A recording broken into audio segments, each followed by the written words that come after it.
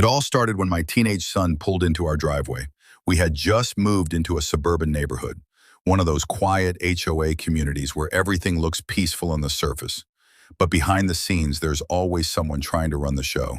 In our case, that someone was Karen. Karen was the self-declared enforcer of the HOA, the kind of person who memorizes every rule in the handbook just to weaponize it. That afternoon, my son had just come back from school. He was a little excited, music playing softly, and maybe driving a bit faster than the HOA's ridiculous 15 miles an hour limit. Nothing dangerous, just a regular teen pulling into his own driveway. Before he could even get out of the car, Karen stormed across the street like she was about to make a citizen's arrest.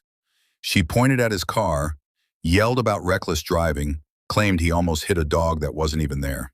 My son, being polite, apologized and said he'd be more careful. But Karen wasn't interested in an apology. She wanted drama. She pulled out her phone and called the cops.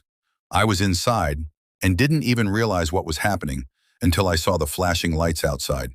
I stepped out just as Karen began her exaggerated story to the officers. He was speeding. He's a danger to everyone. This neighborhood has standards. The officers weren't buying it. My son stood calmly, explaining everything. That's when my wife pulled up. She had just come from her base, still in uniform. She got out of the car and walked over to us.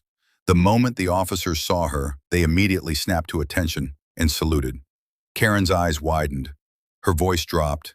You could see her brain trying to process what just happened. The officers greeted my wife respectfully by rank. Turns out, not only was she in the military, she outranked everyone there.